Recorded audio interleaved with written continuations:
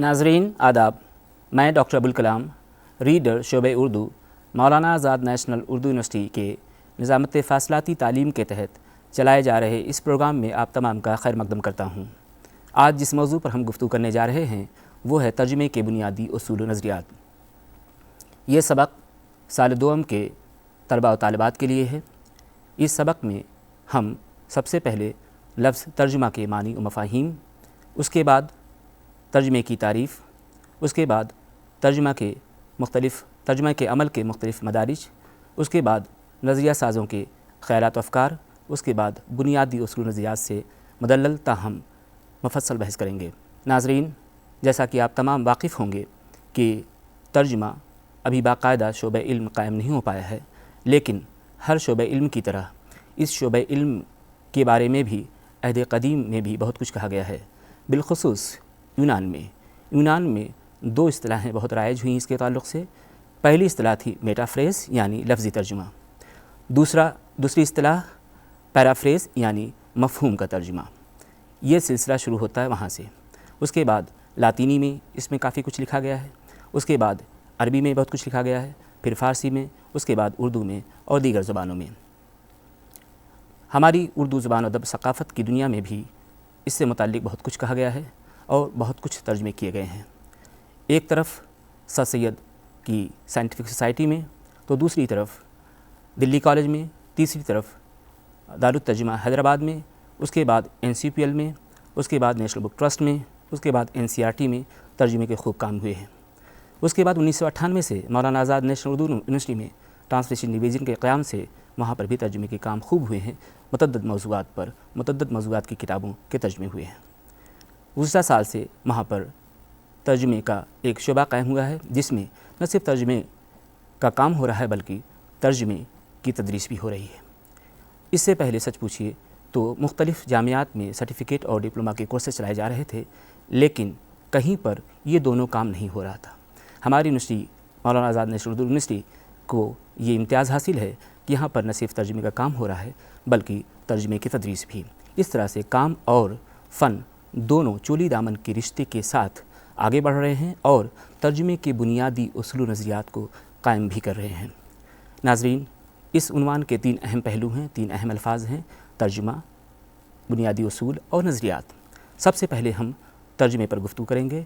लफ्ज़ तर्जुमा सच पूछिए तो ट्रांसलेशन का लफ्ज़ मगरिब की जदीद ज़ुबानों में लातीनी से आया है। उसके लुग़वी मानी हैं पार ले जाना। इससे क़तई नज़र कि कोई ख़ास मुतरजिम किसी को पार उतारता भी है कि नहीं, ये मफ़हूम नक़ल मकानी से लेकर नक़ल मानी तक फैला हुआ है। लफ्ज़ तर्जुमा अरबी से उर्दू और फ़ारसी में आया है। अहले लुग़त उसके 4 माने दर्ज करते हैं: एक ज़ुबान से दूसरी ज़ुबान में नक़ल कलाम, तफ़सीर व ताबीर, दीबाचा और किसी शख्स के अहवाल का बयान। अरबी तारीफ़ के मुताबिक तर्जुमा नक़ल कलाम को कहते हैं। उसके बाद हम अब आते हैं मुख्तलिफ़ नज़रिया साज़ों के बयानात के बारे में। क़दीम यूनान में लफ्ज़ी तर्जुमे और आज़ाद तर्जुमे के दरमियान जो ख़त खींच दी गई थी, अंग्रेज़ी शायर और मुतरजिम जॉन ड्राइडन ने दोनों के दरमियान मुनसिफ़ाना आमेदी से काम लेने की बात की और कहा कि महदूफ़ ज़ुबान यानी टारगेट लैंग्वेज में जुमले और फ़िक्रे बनाते वक्त उसी रवैये को अपनाया जाना चाहिए। रोजर बेकन ने कहा कि अगर तर्जुमा फ़न है तो ये कोई आसान फ़न नहीं है। उसने मज़ीद कहा कि अगर तर्जुमे को सही होना है तो मुतरजिम को दोनों ज़ुबानों पर क़ुदरत होनी चाहिए। अलावा अज़ीं मुतरजिम को नफ्स मज़मून से भी वाकिफ़ होना चाहिए। जर्मन ज़ुबान में बाइबिल का तर्जुमा करने वाले मार्टिन लूथर ने कहा कि कोई भी शख्स इत्मीनान बख्श तरीक़े से तर्जुमा सिर्फ़ अपनी ज़ुबान में कर सकता है। उसके बाद बकौल गोएटे जुमला उमूर आलम में जो सरगर्मियाँ सबसे ज़्यादा अहमियत और कदर कीमत रखती हैं उनमें तर्जुमा भी शामिल है। लेकिन गोएटे के मद्देनज़र आलमी अदब का एक अज़ीमुश्शान नस्बुल ऐन था और जैसा कि इक़बाल ने पयाम मशरिक़ के दीबाचे में लिखा है कि गोएटे के लिए मग़रिब व मशरिक़ का अदब इंसानियत का एक मुश्तरका सरमाया था। इज़रा पाउंड ने कहा कि जो दौर تخلیقی ادب کے لحاظ سے عظیم ہوتا ہے وہ ترجموں کے لحاظ سے بھی عظیم ہوتا ہے، یا تخلیق کا دور ترجمے کے دور کے بعد آتا ہے۔ اب ہم آتے ہیں ترجمے کے مختلف مدارج کے تعلق پر۔ ترجمہ کسی زبان کے لسانی اور تہذیبی سانچے میں پیوست انفرادی و اجتماعی احساس، کیفیت، خیال اور فکر کو دوسری زبان کے لسانی اور تہذیبی سانچے میں بجنس ہی منتقل کرنے کا نام ہے۔ اس عمل کے 4 مدارج ہیں۔ پہلا ہے انتخاب متن، دوسرا ہے ابلاغ کی منزل، تیسرا ترسیل کا فن، چوتھا مرحلہ نئی مگر پرانی تخلیق ہے۔ اب ان چاروں پر قدرے ہم مفصل سے بات کر لیں۔ کسی بھی متن میں ممکنہ طور سے 6 سطحیں پائی جاتی ہیں، یعنی سیاقی، لسانی، معلوماتی، تہذیبی اور ارتباطی اور کیفیاتی۔ اچھی تحریر مذکورہ 6 سطحوں کا کمیت اور نوعیت کے اعتبار سے متناسب اہتمام کرتی ہے، لہٰذا ترجمے کے فن کی تفہیم کے دوران اور ترجمے کے عمل کے دوران مترجمین کو مذکورہ پہلوؤں کو بالترتیب ملحوظ خاطر رکھنا ہوتا ہے۔ انتخاب متن کی منزل میں مترجم آزاد ہوتا ہے اور بہت سی کتابوں میں سے اپنی پسند کی ایک کتاب کا انتخاب کر سکتا ہے۔ اس انتخاب میں مطالعے، مشاہدے اور تجربے پر مبنی شعور اور ذوق اس کی رہنمائی کرتے ہیں۔ انتخاب متن کے بعد مترجم کی بنیادی ذمہ داری یہ ہوتی ہے کہ وہ جس کتاب کا ترجمہ کرنا چاہتا ہے سب سے پہلے بطور ایک مخلص قاری کے ابلاغ کے عمل سے گزرے اور متن کی ادبی، فنی، سماجی، تہذیبی، معلوماتی اور دیگر قدر قیمت سے پہلو پوری طرح سے آگاہ ہو جائے۔ ابلاغ کا نقطۂ آغاز وہ لمحہ ہوتا ہے جب مترجم قاری کی حیثیت سے متن کا غیر مطالعہ شروع کرتا ہے، اور اختتامی لمحہ وہ لمحہ ہوتا ہے جب مترجم بطور قاری زیر مطالعہ فن پارے کے مفہوم یا مفاہیم کو پوری طرح سمجھ کر مطمئن ہو جاتا ہے۔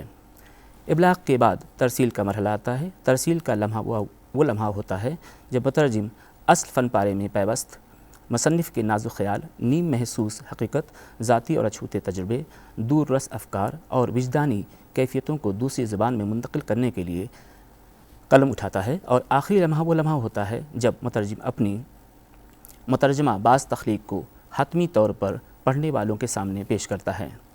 مترجم کو مترجمہ متن کو باز تخلیق کی صورت و سیرت میں لانے کے لیے اصل متن کے صوری اور معنوی یعنی خارجی اور داخلی دونوں پہلوؤں کی تنظیم و ترتیب کو ملحوظ خاطر رکھنا ہوتا ہے اور انہیں ترتیب کے مطابق منتقل کرنے کے حتی الامکان کوشش کرنی پڑتی ہے۔ سچ پوچھیے تو مترجم کو اپنے ذہن میں متن کے الفاظ اور خیال کے سانچے کو تحلیل کرنا پڑتا ہے اور متن کے اسلوبی پہلوؤں کے ساتھ ان کی منتقلی کا بھی اہتمام کرنا پڑتا ہے۔ ایک اور نظریہ ساز تھیوڈر ساوری نے ترجمہ نگاری سے متعلق مختلف تاہم متضاد اصول و نظریات تالیف کیے ہیں جو درج ذیل ہے، جن سے متعلق ہم ذرا سا تفصیل سے بات کریں گے۔ پہلا جو پوائنٹ ہے وہ یہ کہ اصل متن کے الفاظ کا ترجمہ ہونا چاہیے۔ دوسرا متضاد پہلو ہے اصل متن کے معنی و مفاہیم کا ترجمہ ہونا چاہیے۔ اب یہاں پر اہم بات جو سامنے آتی وہ یہ کہ لفظ و معنی میں جو رشتہ ہے اس رشتے کو سمجھنا ضروری ہے۔ کوئی بھی معنی مفہوم سچ پوچھیے تو لفظ سے الگ نہیں ہوتا۔ بعض اوقات بلکہ بیشتر اوقات ایسا ہوتا ہے کہ جو لفظ ہے اسی میں معنی اور مفہوم مضمر ہوتے ہیں، اس لیے آپ کو شروع کرنا ہوگا ترجمہ کرتے وقت لفظ سے، اس لیے اصل متن کے الفاظ کا ترجمہ ہونا چاہیے اور اسی میں ہی سچ پوچھیے معنی اور مفاہیم مضمر ہوتے ہیں۔ بعض اوقات ایسا ہوتا ہے کہ ایک لفظ میں متعدد معنی ہوتے ہیں، یہ دیکھنا پڑتا ہے کہ اس سیاق میں، اس جملے میں، اس پیراگراف میں کون سا معنی زیادہ صحیح ہے، اس لیے آپ کو کسی ایک کے زمرے میں نہیں اپنے آپ کو رکھنا ہوگا بلکہ دیکھنا ہوگا سیاق میں کہ لفظ میں جو معنی مضمر ہیں یا متعدد جو پہلو ہیں ان کے ہیں، ان پہلوؤں میں سے کون سا پہلو مناسب ہوگا، اس لیے ترجمہ سچ پوچھیے تو لفظ سے شروع کریں آپ، لیکن معنی اور مفہوم کے چولی دامن کے رشتے کو بھی مد نظر رکھیں۔ دوسرا نقطہ انہوں نے یہ اٹھایا کہ ترجمہ اصل تصریف کی طرح پڑھا جانا چاہیے۔ اس کے برخلاف انہوں نے یہ بات کہی کہ ترجمے کو ترجمے کی ہی طرح پڑھا جانا چاہیے۔ سچ پوچھیے تو ترجمے کو اصل تصنیف ہی کی طرح سے پڑھا جانا چاہیے، اس لیے کہ ترجمے کے جو اغراض و مقاصد ہیں ان مقاصد کے پیش نظر اگر دیکھیں آپ تو ترجمے کو ترجمے کی طرح نہیں بلکہ ترجمے کو اصل متن کی طرح پڑھا جانا چاہیے۔ اس لیے پڑھا جانا چاہیے کہ اصل متن کو ہی منتقل کرنا مقصود ہوتا ہے، چاہے وہ لسانی پہلو ہو، چاہے وہ تہذیبی پہلو ہو، چاہے وہ ثقافتی پہلو ہو، چاہے وہ جمالیاتی پہلو ہو، چاہے معلوماتی پہلو ہو۔ ان تمام پہلوؤں کے پیش نظر اگر آپ دیکھیں تو ترجمے کو اصل تصنیف کی طرح سے پڑھا جانا چاہیے۔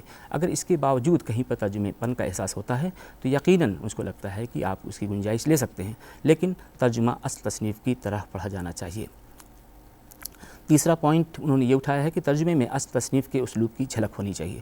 یقیناً ترجمے میں اصل تصنیف کے اسلوب کی جھلک ہونی چاہیے، اس لیے کہ بہت ساری چیزوں میں سے، بہت سارے پہلوؤں میں سے اسلوب کی منتقلی بھی جب کہ ضروری ہوتی ہے، اس لیے کہ اسلوب ہی میں وہ اثر انگیزی ہوتی ہے متن کی، جس کا کہ کہہ سکتے ہیں کہ محدود زبان میں جب کہ بہت اہم رول ہوتا ہے، محدود زبان کے قارئین پر اچھا اثر پڑتا ہے، بہت سارے اسالیب جب کہ محدود زبان میں آتے ہیں، اس طرح سے محدود زبان متمول ہوتی ہے۔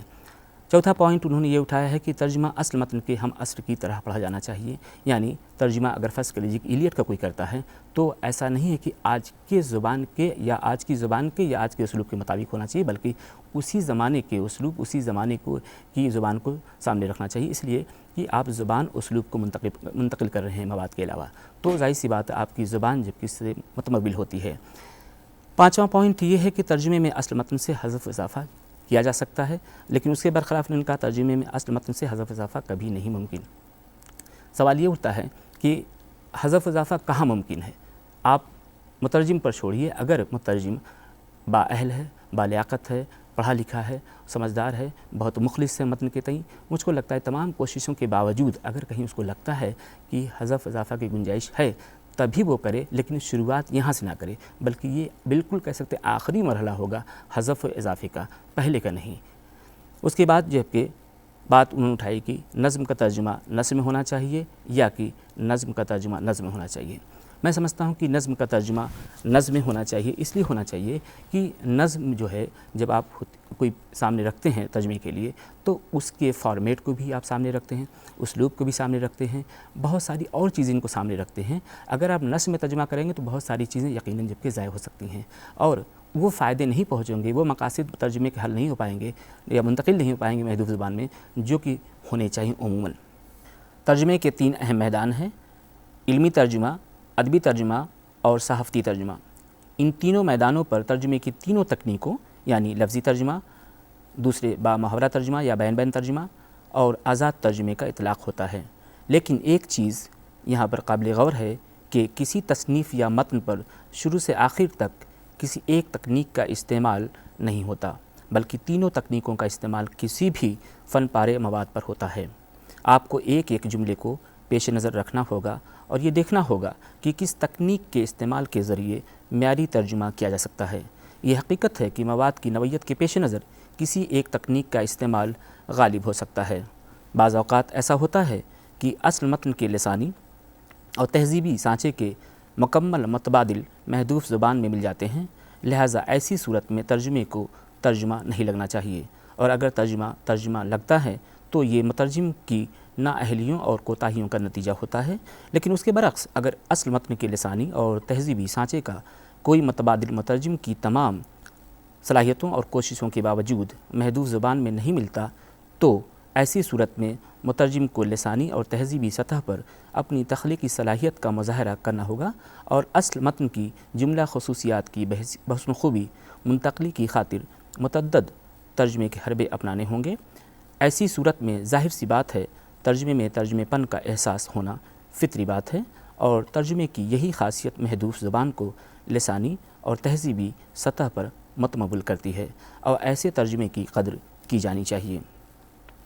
چونکہ بہت ہی کم لوگ ایسے ہوتے ہیں جو صحیح معنوں میں ذو لسانی ہوتے ہیں، اس لیے بہترین عملی صورتحال یہ ہوگی کہ مترجمین دو کی شکل میں دو کی ٹیم کی شکل میں کام کریں۔ ایک مترجم کی مادری زبان اصل زبان ہو اور وہ ترجمے والی زبان سے بھی خوب واقف ہوں، اور دوسرے مترجم کی مادری زبان ترجمے والی زبان ہو لیکن وہ اصل زبان سے بھی بخوبی واقف ہو۔ اس طرح دونوں زبان کی سطح پر ایک دوسرے کی تکمیل اور پشت پناہی کریں گے۔ علاوہ ازیں دونوں مترجمین مضمون کی مبادیات سے کما حق واقف ہوں، تب جا کر کہیں معیاری ترجمہ منظر عام پر آ سکے گا۔ بعض اوقات فکر اور الفاظ ایک دوسرے سے ہم آہنگ نہیں ہوتے، یہ اس لیے ہوتا ہے کہ دماغ کے پردے پر جو چیز تاثر کی شکل میں ظاہر ہوتی ہے اس کے تصوری خد و خال واضح کرنے میں ناکامی کے باعث زبان کے ذریعے ظاہر کیے گئے خیال میں پیچیدگی ظاہر ہوتی ہے۔ بعض اوقات ایسا بھی ہوتا ہے کہ زبان و بیان پر قدرت نہ ہونے کی وجہ سے بھی ظاہر کیے گئے خیال میں گنجلک پن دکھائی دیتا ہے، تو اس طرح سے تخلیق کار اور مترجم دونوں کو تصور کی پیچیدگی اور زبان کی پیچیدگی دونوں سے بحسن خوبی نبرد آزما ہونا پڑتا ہے۔ تشریح اور ترجمے کے درمیان چولی دامن کا رشتہ ہوتا ہے، لیکن ترجمے کے عمل میں تشریح و تعبیر کا عمل غیر تحریری ہوتا ہے، یعنی متن کی مکمل تفہیم کے یہ ایک ذریعے کا کام کرتا ہے۔ دراصل ہوتا یہ ہے کہ جب آپ ترجمہ کرنے بیٹھتے ہیں تو قلم چلانے سے پہلے آپ تشریح و تعبیر کے عمل کے ذریعے متن کے صوری اور معنوی پہلوؤں سے دوچار ہو کر انہیں بخوبی واضح کرتے ہیں، تب جا کر کہیں آپ ترجمے کے عمل سے ہمکنار ہوتے ہیں۔ اسی لیے ترجمے میں تشریح کا عمل غیر تحریری طور پر شامل ہوتا ہے، اور تشریح میں ترجمانی کا عمل تو شامل ہوتا ہے لیکن ترجمے کا عمل نہیں۔ شاعری اور پریوں کی کہانیوں میں مضمون سے زیادہ صوتی آہنگ یا منظر کشی کی اہمیت ہو سکتی ہے۔ میر اور انیس کے درج ذیل شعر میں معنی و مفہوم سے زیادہ فضا افرینی اور غنائیت کو اہمیت دی گئی ہے، لہذا مترجم کی یہ ذمہ داری بنتی ہے کہ مصنف کی ترجیحات کو ملحوظ خاطر رکھے اور یہ دیکھے کہ زیر نظر متن میں کس پہلو یا کس سطح کو کیا مقام دیا گیا ہے۔ ترجمے میں اس ترتیب کو بھی منتقل کرنے کی حتی الامکان کوشش کریں۔ میر کا شعر ہے: چلتے ہو تو چمن کو چلیے، سنتے ہیں کہ بہارا ہیں، پاتھرے ہیں، پھول کھلے ہیں، کم کم بادو بارہ ہے۔ انیس کا شعر ہے: کھا کھا کے اوس اور بھی سبزہ ہرا ہوا، تھا موتیوں سے دامن صحرا بھرا ہوا۔ پہلے شعر میں سچ پوچھیے تو غنائیت اور موسیقی ہے، صوتی آہنگ ہے۔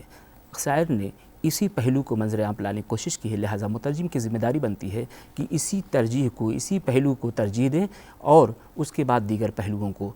دوسرا شعر ہے: کھا کھا کے اوس اور بھی سبزہ ہرا ہوا، تھا موتیوں سے دامن صحرا بھرا ہوا۔ اس میں جو منظر کشی کی گئی ہے، سچ پوچھیے یہی جو کہ مدعا ہے، اس کو منظر عام پر لانے کے لیے ترجیح دینی ہوگی۔ مترجم کو ان تمام پہلوؤں کو سلسلے وار طریقے سے جبکہ ترتیب کے ساتھ سلسلے وار طریقے سے پیش کرنا ہوگا۔ مذکورہ بالا باتوں سے ترجمے کے بنیادی اصول قائم ہو پاتے ہیں۔ اصل عبارت کسی حالت میں ترک نہیں کرنی چاہیے۔ مترجم کو اپنی طرف سے عبارت میں کسی طرح کا حذف اضافہ نہیں کرنا چاہیے، نہ صرف عبارت میں بلکہ تشبیہات اور استعارات میں بھی۔ مترجم کو ترجمے کی سہولت کے لیے عبارت کو آگے پیچھے کرنے کا کوئی حق نہیں۔ چوتھا پوائنٹ ہے کہ اصل عبارت میں کسی طرح کی ترمیم بھی جائز نہیں۔ اس کے بعد اب ہم الفاظ اور عبارت کے ترجمے سے متعلق کچھ بات کر لیں۔ سب سے پہلی بات تو ہے کہ ترجمہ صحیح ہونا چاہیے، چاہے وہ لفظ کا ہو یا جبکہ عبارت کا۔ دوسری بات یہ کہ حتی الامکان عام فہم ہونا چاہیے۔ تیسری بات یہ کہ سبک اور خوبصورت ہونا چاہیے۔ ترجمے کو سچ پوچھیے تو صحیح ہونا چاہیے، اس لیے کہ جو مقصد ترجمے کا ہے سب سے پہلا وہ ہے کہ مواد کی منتقلی۔ اگر وہ صحیح نہیں ہے، تصور کی منتقلی نہیں ہو رہی ہے، تو اس کا مطلب کہ ترجمہ وہ غیر معیاری ہے۔ حتی الامکان عام فہم ہونے سے مراد یہ ہے کہ زبان کی پیچیدگی اور تصور کی پیچیدگی، ان دونوں پیچیدگیوں سے مصنف کو اور ساتھ ہی ساتھ مترجم کو دونوں کو نبرد آزما ہونا پڑتا ہے۔ اس لیے مترجم کو ترجمہ کرتے وقت زبان کی سطح پر اور خیال کی سطح پر، دونوں کی سطحوں پر سچ پوچھیے تو اس کو تصورات کو واضح کرنا پڑتا ہے تاکہ جب کہ منتقلی بآسانی ہو اور عام فہم ہو۔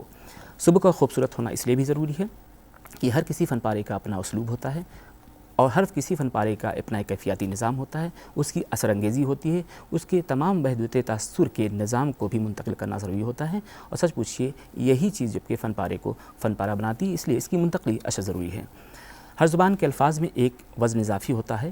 بظاہر اکثر الفاظ ہم معنی نظر آتے ہیں اور ایک ہی لفظ کے کئی معنی ہوتے ہیں، لیکن گہری نظر ڈالنے سے ان الفاظ یا معنی میں نازک امتیازات قائم کیے جا سکتے ہیں، بلکہ اکثر یہ امتیازات پہلے سے موجود ہوتے ہیں۔ مثلاً ذیل کے الفاظ اردو میں بظاہر ہم معنی ہیں: اریاں، برہنہ، ننگا، لیکن ان کے محل استعمال پر غیر نظر ڈالی جائے تو معلوم ہوگا کہ ان میں بہت فرق ہے۔ لفظ برہنہ میں حقیقت اتنی بے لباس نہیں ہے جتنی کہ لفظ ننگا میں ہے، اور لفظ اریاں میں اس سے بھی کم ہے۔ اگر کہا جائے کہ بچہ ننگا ہے تو یہاں اس لفظ کا استعمال بالکل برمحل ہوگا۔ بالکل اسی طرح سے انگریزی کے 3 الفاظ سامنے رہیں: ایسپائر، ڈیزائر اور وانٹ۔ وانٹ میں بھی خواہش ہے، ڈیزائر میں بھی خواہش ہے، ایسپائر میں بھی خواہش ہے، لیکن وانٹ میں شدت کی کمی ہے، اس کے بعد اس سے زیادہ اگر شدت ہے تو ڈیزائر میں ہے، اس کے بعد ہے تو ایسپائر میں۔ اس کہہ سکتے ہیں کہ وزن اضافی کو ملحوظ خاطر رکھنا پڑتا ہے مترجم کو۔ المختصر، مطلق الفاظ کا ترجمہ ہو یا عبارت کا، اس وزن اضافی کا خیال رکھنا مترجم کے لیے اشد ضروری ہوتا ہے۔ ترجمہ حتی الامکان تحت اللفظ ہونا چاہیے، اصل عبارت کا محض خلاصہ مطلب نہیں ہونا چاہیے۔ 2، ترجمہ قدر الامکان بامحاورہ ہونا چاہیے. الفاظ کے وزن اضافی کا خیال رکھنا چاہیے تاکہ اصل عبارت میں ان کی جو اضافی اہمیت ہے وہ ترجمے میں بھی باقی رہے. حتی الامکان ایسے الفاظ کے ترجمے سے گریز نہیں کرنا چاہیے جن کے مترادفات اردو میں پہلے سے موجود نہ ہوں. زبان کو وسعت دینے کا طریقہ یہی ہے کہ جہاں تک ممکن ہو ہر لفظ کا مترادف تلاش کرنے کی کوشش کی جائے، خواہ وہ مترادف نامانوس ہی کیوں نہ ہو. پانچواں اہم اصول یہ ہے کہ اصل عبارت میں جملہ اگر اس قدر پیچیدہ اور لمبا ہو کہ اس کا تحت اللفظ ترجمہ کرنے سے معنی میں الجھاؤ پیدا ہو جاتا ہو تو ایسی صورت میں جملے کو کم سے کم حصوں میں تقسیم کر لینا چاہیے. جملے کو کم سے مراد یہ ہے کہ اگر ایک ٹکڑا کرنے سے کام چلتا ہے تو دو ٹکڑے نہ کیے جائیں، اس لیے کہ جو وحدت تاثر ہوتا ہے اس میں جو اثر انگیزی ہوتی ہے وہ اس سے ظاہر ہوتی ہے، اس لیے جبکہ کم سے کم ٹکڑا کرنا ضروری ہوتا ہے. چھٹا اصول یہ ہے کہ ہر انگریزی لفظ کے لیے ایک ہی اردو لفظ کا استعمال کیا جائے بشرطیکہ کہ خود اس انگریزی لفظ کے متعدد معنی نہ ہوں.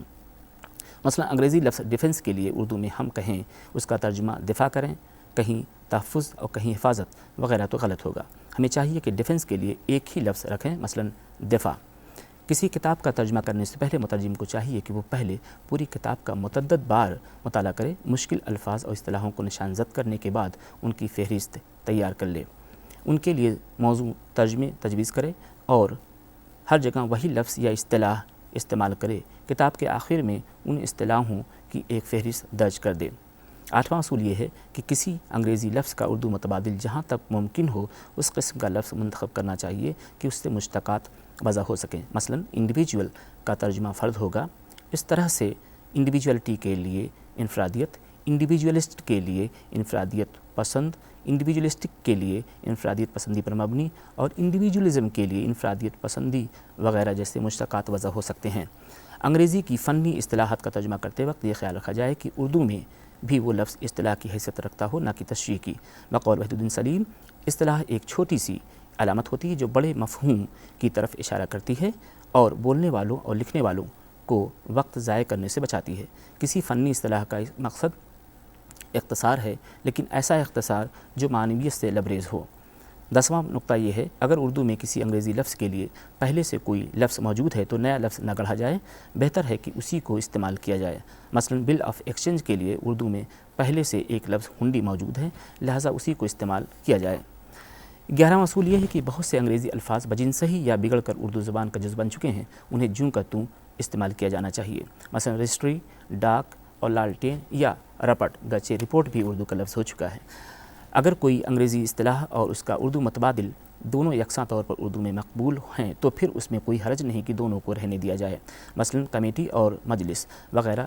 علاوہ ازیں ایسے موضوع مقامی الفاظ کو بھی جگہ دی جا سکتی ہے جو خاصے مقبول ہو چکے ہیں، بجائے اس کے کہ کوئی مصنوعی یا بھونڈی اصطلاح وضع کی جائے. تخلیق ادب کے مقابلے میں ترجمے کا کام نفی خودی کا مظہر ہے، لیکن سوچنے کی بات ہے کہ پھر یہ کام اثبات خودی کے پیغمبر علامہ اقبال نے کیوں انجام دیا؟ شاید اس لیے کہ اسرار خودی سے ہی نہیں، رموز بے خودی سے بھی ان کا رشتہ اتنا ہی گہرا تھا.